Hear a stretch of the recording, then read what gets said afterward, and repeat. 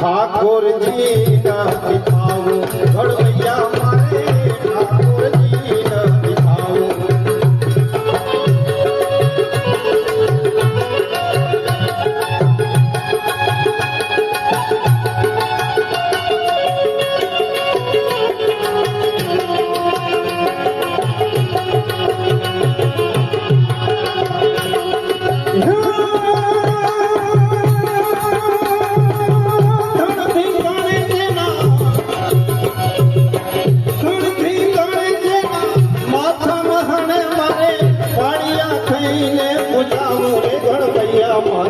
प्रभु थई धीरे जाऊं घड़वैया